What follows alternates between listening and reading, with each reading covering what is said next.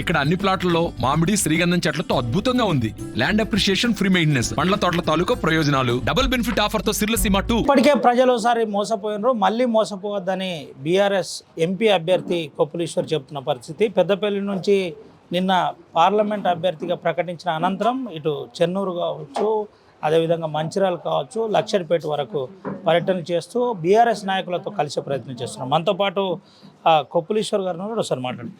అన్న, ఏంటి పరిస్థితి, ఎట్లుంది రెస్పాన్స్, ఎట్లుంది ప్రజల్లో? చాలా మంచి రెస్పాన్స్ ఉంది. అదేవిధంగా మా కార్యకర్తల్లో కూడా ఉత్సాహం ఉన్నది.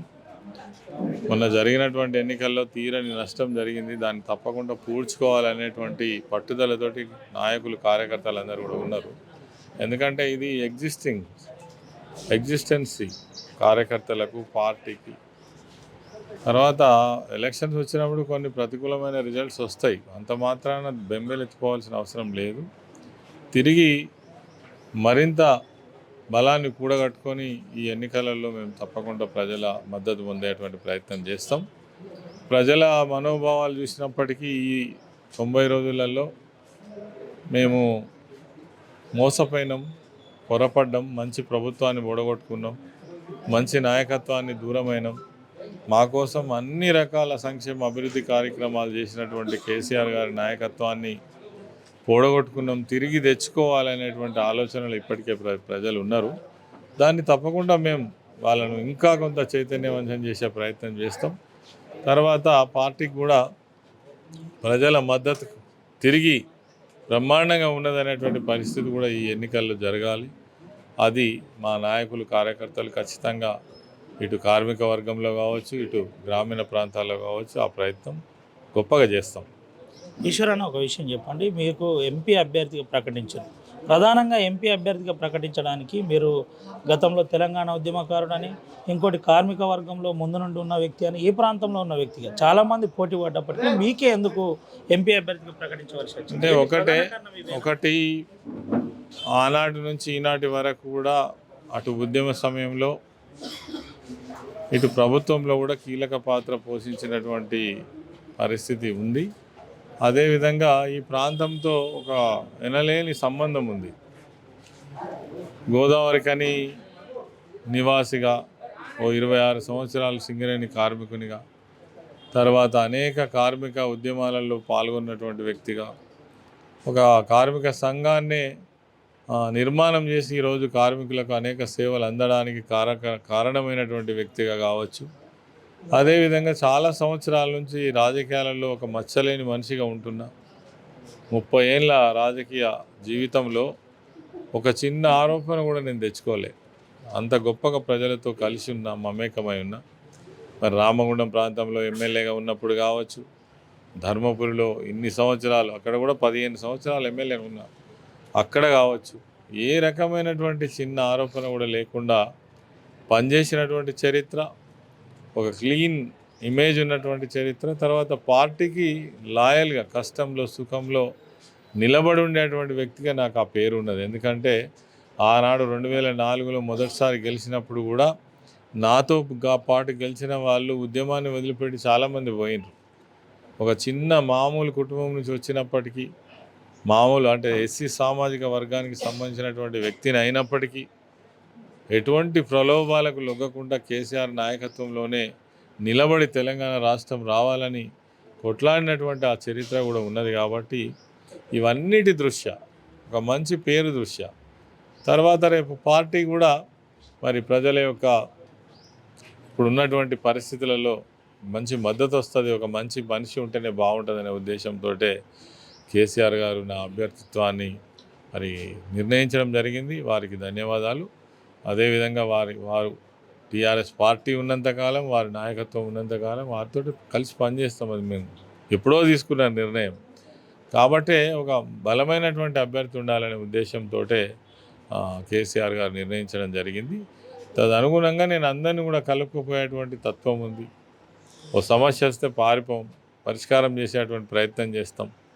మరి ఎవరికైనా ఆపద వస్తే కాపాడుకుంటాం. ఇవన్నీ కూడా పరిగణలోకి తీసుకొని ఉన్నటువంటి చరిత్రను చూసుకొని మరి నన్ను ఖరారు చేయడం జరిగింది.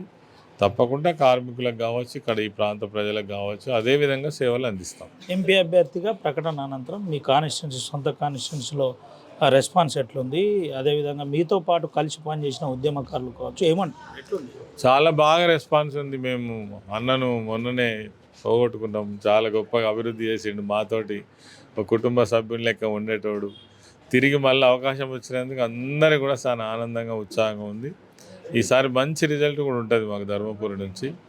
నాయకులు, కార్యకర్తలు, సామాన్య ప్రజలు కూడా అదే విధమైన ఆలోచనతో ఉన్నారు. దానికి తోడు కోల్ బెల్ట్ కావచ్చు, పెద్దపల్లి కావచ్చు, మంతిని కావచ్చు, ఇవన్నిటితోటి సత్సంబంధాలు ఉన్నాయి కాబట్టి తప్పకుండా ఒక మంచి రిజల్ట్ పెద్దపల్లి నియోజకవర్గంలో ఉంటుంది, మేము తీసుకుంటామని భావిస్తాం. ఒక విషయం చెప్పండి అన్న, అధికారంలో ఉన్న రోజులు బీఆర్ఎస్ కార్యకర్తలను ఎమ్మెల్యేలు కావచ్చు, కింది స్థాయి లీడర్లు ఎవరు పట్టించుకోలేదు. ఇప్పుడు దాని మీద బీఆర్ఎస్ ఏమన్నా మేధోమదనం జరుగుతుందా? ఈ అభ్యర్థులకు ఏమన్నా ఇన్స్ట్రక్షన్ ఇచ్చింది? తప్పకుండా మేధోమదనం ఇదివరకే జరిగింది. నియోజకవర్గాల వారీగా, పార్లమెంటు పరిధిలో ఉన్నటువంటి నియోజకవర్గాల వారీగా ముఖ్య నాయకులను, కార్యకర్తలను పిలుచుకోవడం, వాళ్ళకు జరిగినటువంటి చాలా ఇబ్బందులను కూడా తెలుసుకోవడం, తిరిగి దాన్ని మళ్ళీ సరి చేసుకునేటువంటి ప్రయత్నంలో పార్టీ ఉంది. తప్పకుండా సరి చేసుకుంటాం. చివరిగా ఒక విషయం చెప్పండి అన్న, నిన్న నరేంద్ర మోడీ ఆదిలాబాద్కి వచ్చి కేసీఆర్ అవినీతికి పాల్పడ్డాడు కాళేశ్వరం విషయంలో, ఖచ్చితంగా వదిలిపెట్టేది లేదు, కాంగ్రెస్ అటు కేసీఆర్ బీఆర్ఎస్ పార్టీ రెండొకటే అని చెబుతున్న పరిస్థితి ఏంటి అంటే ఏం చెప్పబోతున్నాడు మాజీ మంత్రి, తెలంగాణ ఉద్యమకారుడు? ఒక దేశానికి ప్రధానమంత్రిగా ఉన్నటువంటి అంత గొప్ప వ్యక్తి ఇట్లాంటి అబద్ధాలు మాట్లాడితే చాలా ఇబ్బంది అనిపిస్తుంది. నిజంగానే కాళేశ్వరం ప్రాజెక్టులో అవినీతి జరిగితే, కాళేశ్వరం ప్రాజెక్టు నిర్మాణం జరిగి 7 సంవత్సరాల నుంచి నిరాటంకంగా నీళ్ళు అందిస్తున్న ప్రాజెక్టు, అవినీతి జరిగితే ఆగకుండా ఉంటుందా? కాగలేదా? సంస్థలు లేవా? తప్పు పట్టదలుచుకుంటే ఇప్పుడే పట్టచ్చు. రాజకీయాల కోసం మాట్లాడుతున్నటువంటి మాటలు ఈ పార్లమెంట్ ఎన్నికల సందర్భంలో అంత గొప్ప వ్యక్తి ఇటువంటి మాటలు మాట్లాడడం చాలా విచారకరం. ఎందుకంటే మాట్లాడకూడదు. ఆయనకు తెలియదా? లేదా నివేదికలు లేవా? ఎన్ని పైసలు ఖర్చు అయినా తెలియదా? దాని కింద ఎన్ని ప్రాజెక్టుల నిర్మాణం ఏం తెలియదా? బ్యారేజీలు కావచ్చు, కాలువలు కావచ్చు, పంప్ హౌజులు కావచ్చు, సబ్ స్టేషన్లు కావచ్చు, ప్రెషర్ మెయిన్స్ కావచ్చు, టన్నల్స్ కావచ్చు, పుట్టిగా పైసలు ఖర్చు అయిన సంగతి తెలియదా? కాబట్టి రేపు పార్లమెంట్ ఎన్నికలలో లబ్ధి పొందడం కోసం మాట్లాడుతున్న మాటనే తప్ప నరేంద్ర మోడీది. మేము కాంగ్రెస్ పార్టీకి దగ్గరనా? ఇది ఎవరైనా నమ్ముతారా? ప్రజలు నమ్ముతారా?